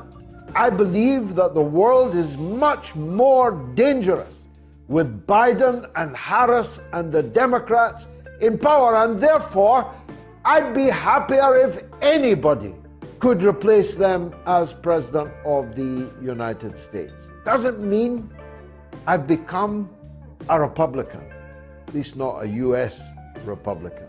It doesn't mean I've become Trumpist or a devotee of the great orange Hulk. I'm not either of those things. But I've got to tell you, I think Joe Biden and Kamala Harris are a clear and present danger to the American Republic. And even more importantly, from my point of view, they're a clear and present danger to the peace of the world. Avoid World War III. Get rid of Joe Biden.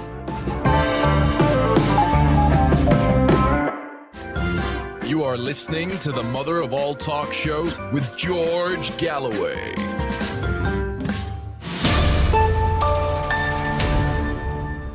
Phone lines next. Let's go to Ian in London, in Hounslow on Ukraine. Ian, always welcome. Go ahead. A post by a friend from a Facebook account by Ras Digby. It's a Spanish one, and it's about Clive Myery, BBC journo, who was in Ukraine and the presenter Mastermind, and he was savagely beaten up by a bunch of Ukrainian racist fascists and quietly spirited back by the BBC, and it's all been kept quiet. Now, if that's not Orwellian and dystopian... Well, I hope that's not true. Yeah, yeah. I hope that's not true because I know him. He was the BBC man on the ground in Washington when I went to the US Senate, famously, in 2005. But if it was true, it wouldn't surprise me, Ian. There are multiple reports from both the United States and Britain, and indeed other European countries, about Ukrainian refugees complaining about the, shall we say, dusky hue of the neighbours that they've been put amongst when they've been given asylum, safe haven in those countries. They kind of don't like living around black people, Muslim people, people that look different to them. It's an unexpected twist for some. It's entirely expected by me. Over to you, Ian. Reconstructed fascists and racists, and even other Ukrainians who don't go along with this nonsense have fled to Poland. Remarkable. There's a lot of suffering in Ukraine. There's a vast number of people who have been killed and maimed in a war that should never have been fought, never have been started. There is enormous economic and social dislocation, disruption, hardship caused by the ferocity of the war, the attrition of the infrastructure in the country, and there are millions of Ukrainians now living outside as refugees, asylum seekers, in exile in one form or another. And of course, men in their 60s and boys in their teens are being forcibly thrown to the front. We've all seen multiple videos of that actually happening. We know that they're not counting their dead. They leave their dead on the battlefield. They have no way, even if they wanted to, of accounting for their dead. So it's a terrible, terrible mess. But I've got to tell you that over last summer and until last week, I have seen some of the most expensive motor cars in the world, in Europe, with Ukrainian plates.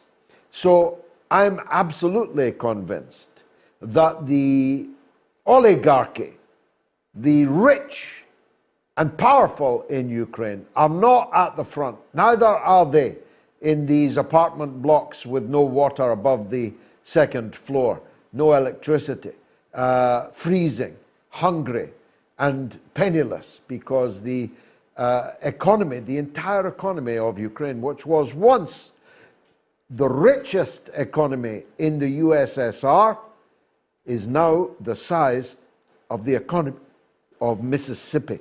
MISSISSIPPI. Super chats. Harry Smith gives £10. George, you are invaluable. You see straight through all their BS. Harry, I've been around so long, but don't tell the wife, she thinks I'm 45. Ken Jerome gives 10 Canadian dollars. Helen Gotels gives €2.49. Thank you. Tim Hitchcock, £1. Thanks, Tim. Polderveg, €2.49. Stephen Mountain, £2. William Wallace, 99 pence. Thanks, William. Ian Robert Hochton, £2. The Big Bang was too late for Crazy Joe. Boca Janduma, a great supporter of the show, gives €6. YouTube auto subtitling just translated Zaluzhny, that's the leader of the armed forces of Ukraine, and I think their next president, into the word illusion. How uncanny is that? Stephen Mountain gives £2. So much wasted life on both sides. Ceasefire now. And Femi Okenyi gives £5. Thanks, Femi, as always. Let's help to keep the moats going. Give according to your resources and your circumstances. Long live the mother of all talk shows. God bless you, Femi. Thanks for that. Conrad VFR 750 gives £5. Due to UK cutbacks, are British soldiers to be supplied with Martini Henry rifles? And Khalid Yahya Al-Saraji gives £2 Canadian. Thank you, Khalid. Mark gives £8.99. And Marie Teresa Hughes gives £5. Dr. Tolstoyevsky gives £2. Please keep up your work. I'm getting really scared. And Irshad Ali gives £5. Truthful analysis. Stay safe, Mr. Galloway. Inshallah, Irshad. Linda Petit, a great supporter of the show, gives £10. Mick A gives £2. Do the US have inflatable tanks? And Rui Schlesser gives 5 Swiss francs. Toy Chung gives 158 Hong Kong dollars. That sounds like a very handsome donation. Translation, please. Malin A gives €1, and Rices gives 5 Australian dollars, and says the US is heavily invested into Ukraine, which the collective West will not be able easy to walk away from. Now, we've talked about the balloon for much of the show, not because we agree that it is a serious matter. It turns out we learned from Garland Nixon that it happened twice during the presidency of Donald Trump, and it's happened already in the presidency of Joe Biden. So it can't be that serious, or we would have heard about it before now.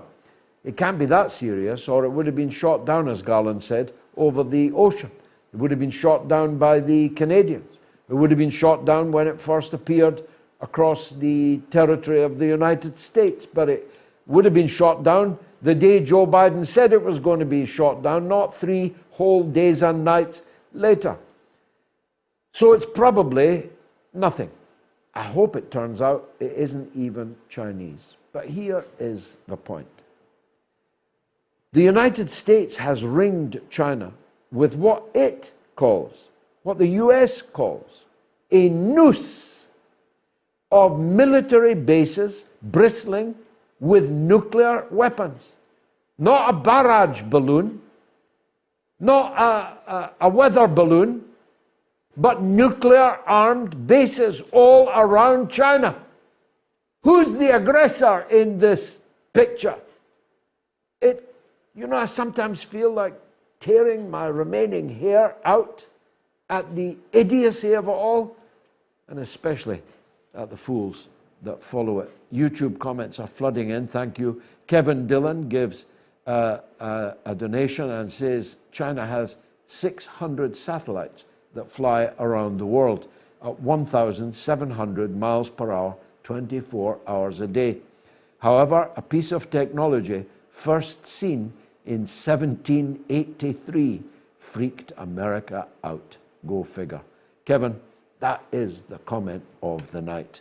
Chris Cox says, China owns most of the farmland around Montana. They can just drive by to spy. Perhaps that's what they were doing, just looking at how their crops were doing. Alessio Andres says, I personally think Michelle is the only one in the US who can win against the already experienced Trump. People would choose her for the novelty of it. Everyone knows Obama still has access to everything, presumably including Mrs. Obama. Now, let me take a quick break.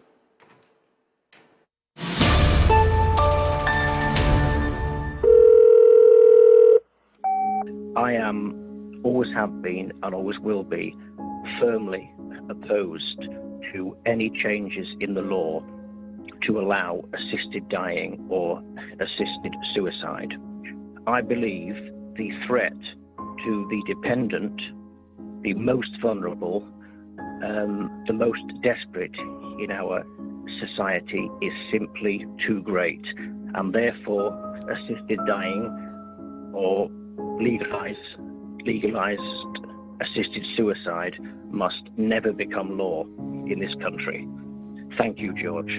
Thank you very much. Bravo, I agree entirely, and spoke, I hope powerfully, in Parliament against this euthanasia, legalized murder. I have the most profound feelings of opposition to it, which, as you say, does not mean that the pressures on people who are terminally ill, who have lost hope, are not themselves profound, and that the pressures on people without pay and without any kind of remittance or relief are condemned to years, decades of caring for people who are terminally ill, helpless, hopeless, and so on, that these are not deep, deep mines of anguish and of pain and of doubt. But I have a moral and religious obligation to oppose it.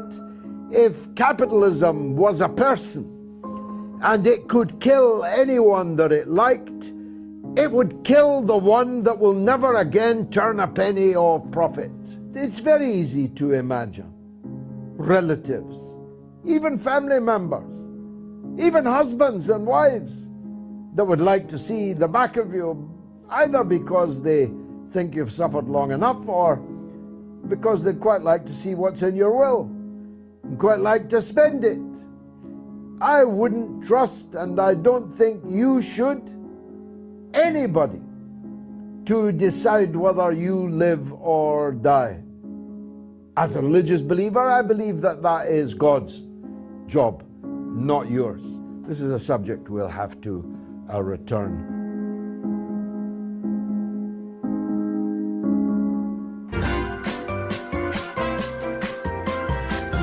You are listening to the mother of all talk shows with George Galloway.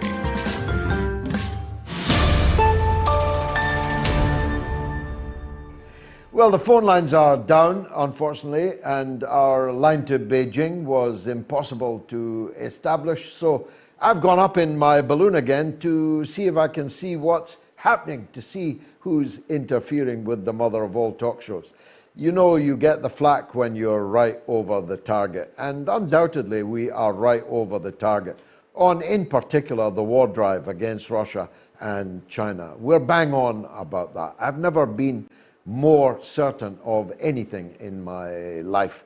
And I was pretty certain about the big issues that I've been involved in all of my life. And now, more or less, a consensus that Scott Ritter and me were right about Iraq. So they're asking you to believe that we were right about Iraq and they were wrong, but they are right about Ukraine and we are wrong. And you need to make up your mind whether that sounds like a logical proposition or not. Me, I'm searching for the miscreant, whoever they are, that's knocked our phone line out. But as I keep saying to them, you will never stop me from speaking.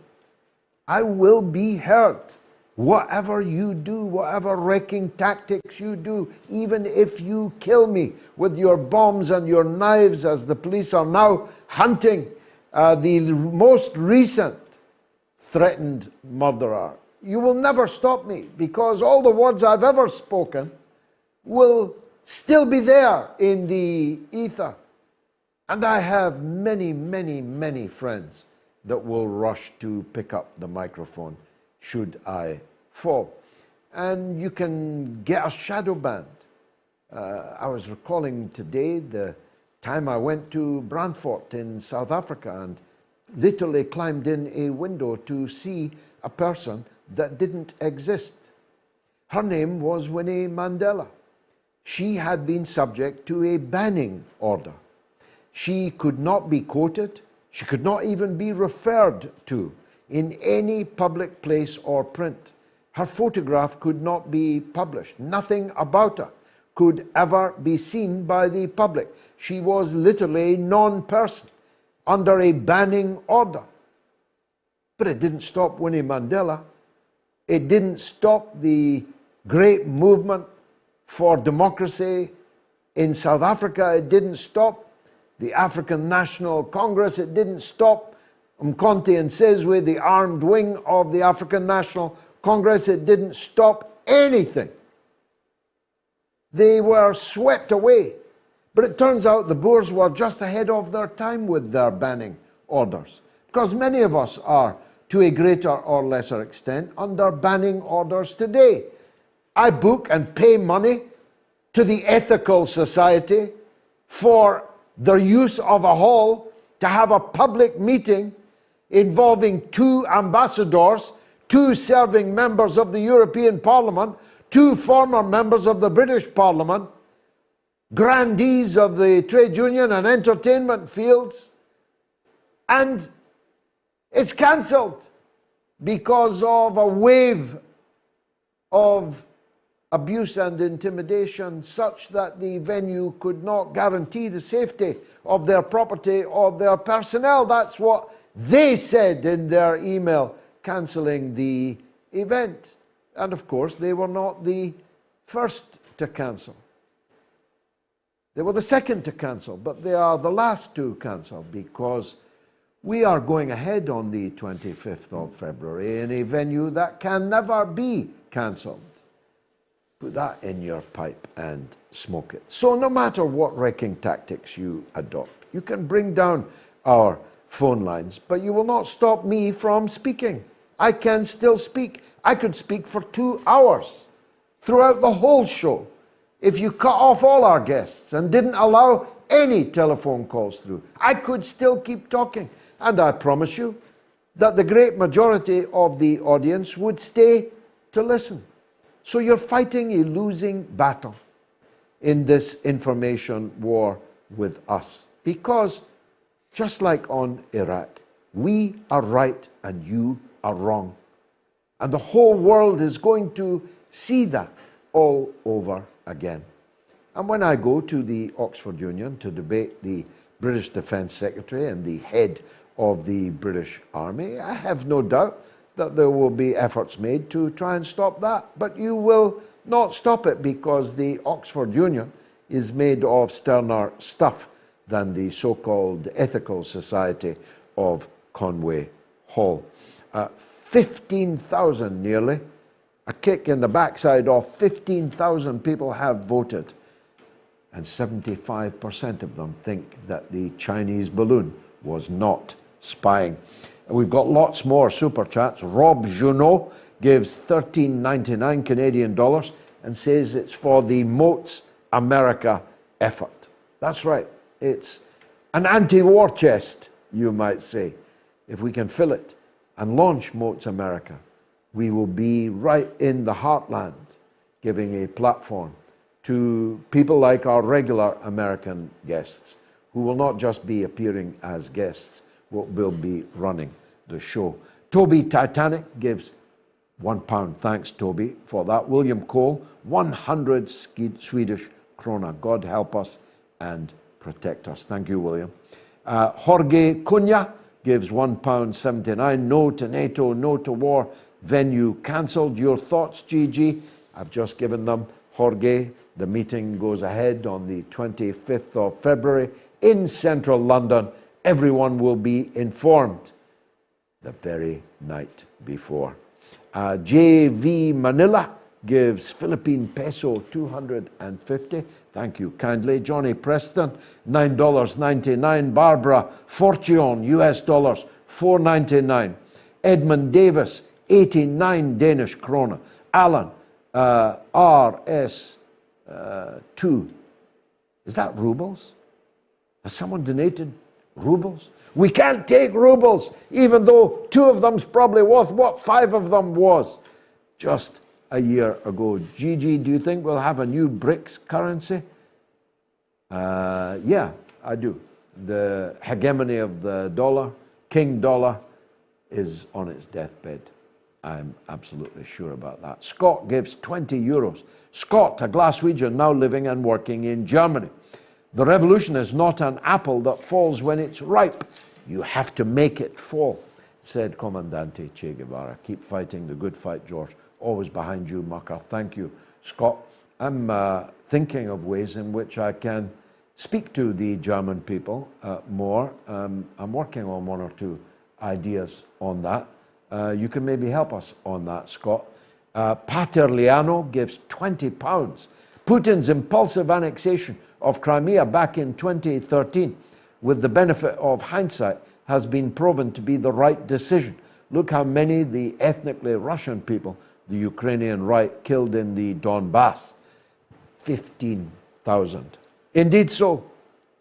As a matter of fact, you could say that the Russian special military operation should have been launched in 2014 amidst the convulsion which overthrew the elected president of Ukraine and installed the kind of regime that has brought us to this bloody pass. Harry Harrison gives £10. If the balloon was on an intelligence gathering mission over America, it was well and truly a waste of time from the outset. I mean, it's kind of obvious, Harry. You know, there's far better ways of spying than sending up a big balloon that everybody can see. And Montana? Seriously?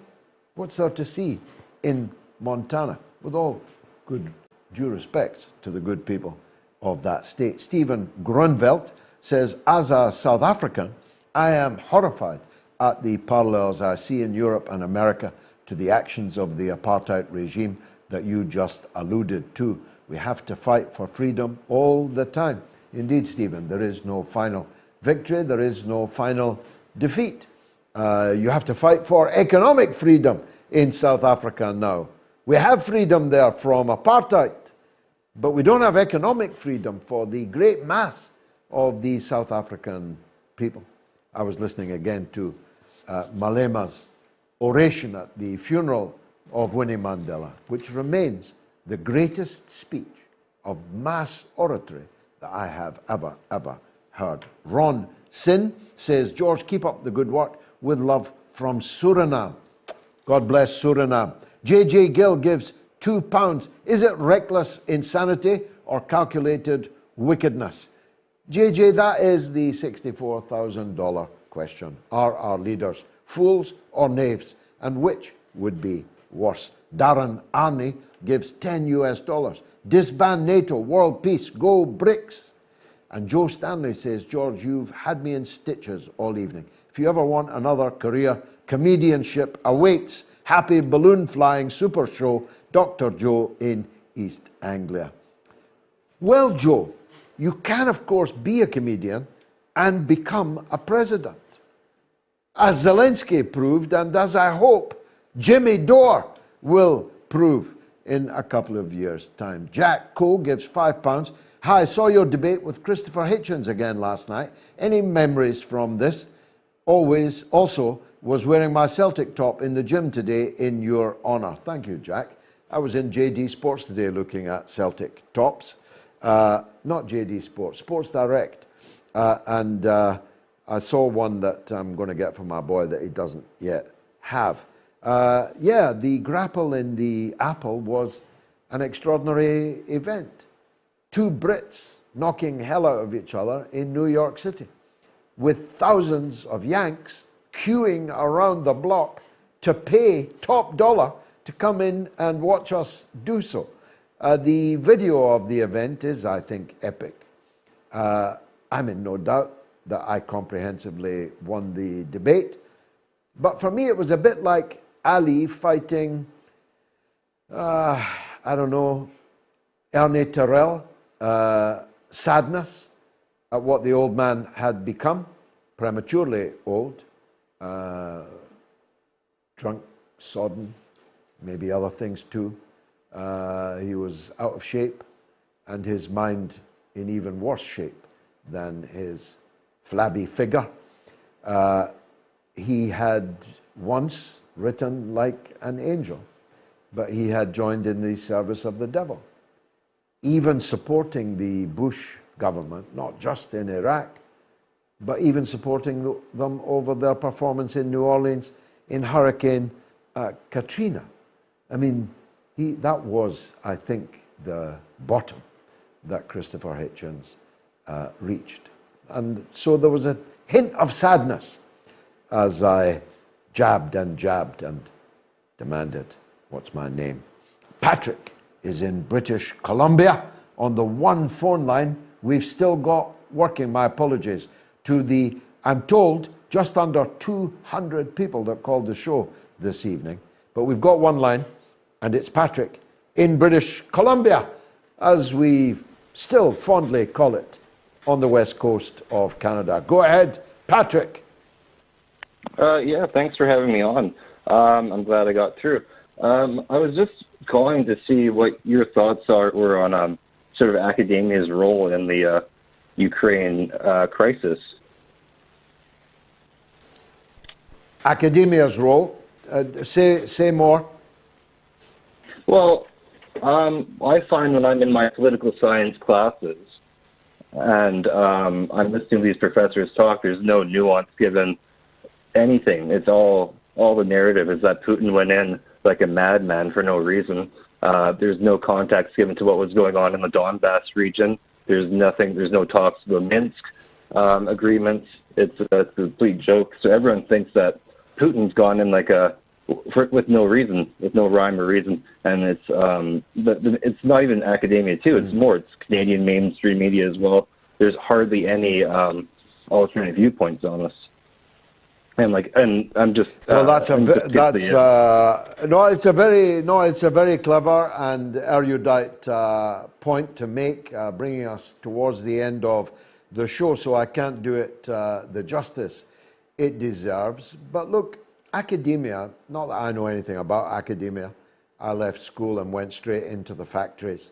I'm capable of making a Michelin ZX radial tire, but I never opened a book in any academic institution, so I'm not best placed to comment on it. But from what I know of it, it's just like the mass media, like the political class, they all live in an ivory tower, which might as well be in that movie Elysium, living in a giant balloon above the earth. They don't live on the same earth as the rest of us. They don't live the same lives as the rest of us, and consequently their analyses and their predictions of events are constantly wrong. This has been one of the main features of this age, of my political lifetime, how experts are increasingly detached from reality, increasingly often wrong, and increasingly not believed. I was born and brought up in a time when we listened to experts, when we imagined that experts were worth listening to and acting on their advice. But as the Brexit poll showed, it was almost in inverse proportion. The more experts you rolled out to tell us what a boon the European Union has been, the more people looked at each other and said, we actually live under the European Union. We know what our life has been like over the last 40 years of British membership of the European Union. It is nothing like what you are claiming that it is. And therefore, when the British people got the chance in the referendum in 2016 rather, they decided to leave. That may have been the right decision, it may have been the wrong decision. I believe it was the right decision. But whether right or wrong, it was taken in the teeth of the protestations of almost everybody in academia, of almost everybody in the commanding heights of the mainstream British media, virtually everybody in the commanding heights of the political class.